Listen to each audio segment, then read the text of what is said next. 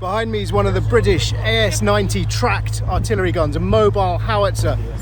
One of the weapons that Britain's donated to Ukraine, not a particularly new weapon, but an effective weapon. It fires a 155mm artillery shell in action here against Russian positions.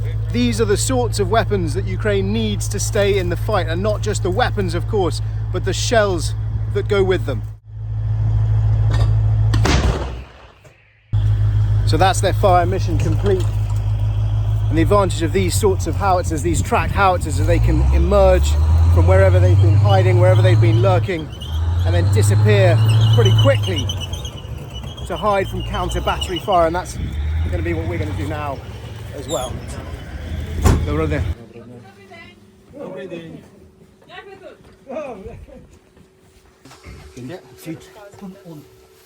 Пан Денис, будете перекладати, щоб ви його підняли?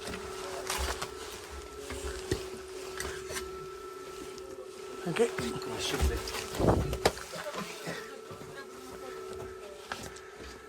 So we've just come inside. It's pretty cramped in here. It's my first time inside an AS-90. And what's your name? My name Pasha.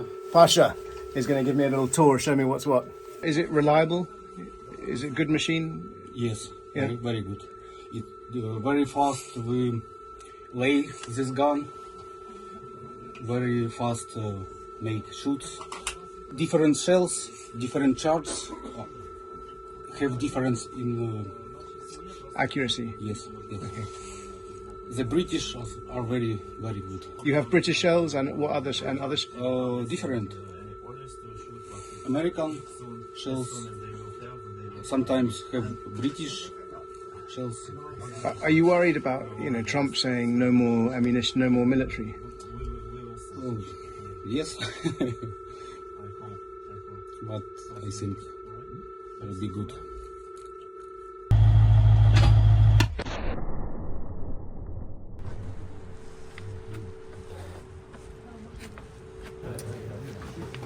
It's Yeah, protection?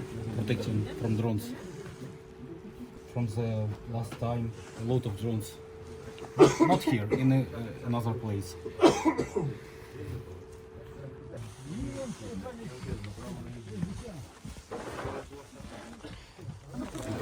So we've come down to the soldiers' living quarters. They live in a bunker underground because obviously they have to protect themselves from the sorts of weapons they're using. They have to protect themselves from counter-battery artillery strikes and, of course, from the ubiquitous first-person drones which have become such a feature of this conflict. The soldiers have just told us that while they've been based in this position, which is on the Pokrovsk front lines in the eastern Donbass front line, the drones, there are fewer drones than there were in their previous position. They used to be based in Zaporizhia. That was where Ukraine launched its first big summer offensive. And they said there, the second they fired, they'd come under counterattack, and the drones, and often from FPV drones. It's quieter here, but actually they have more ammunition because during that shell shortage, they were down to firing perhaps 20 shells a day. But now that the taps, or since the taps have been turned back on, they're up to about 60. On average, it changes day to day, but they're up to about 60 shells a day. Of course, all of that could change now that Donald Trump has cut American aid.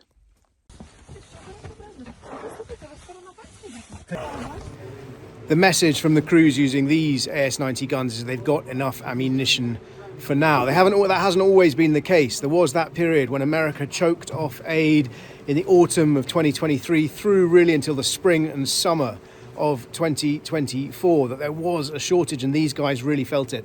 But right now they said they've got enough ammunition. They've got enough ammunition here on position, and their supply is running well as well. They use a combination. They use British shells, American shells. They get them from wherever they can source them.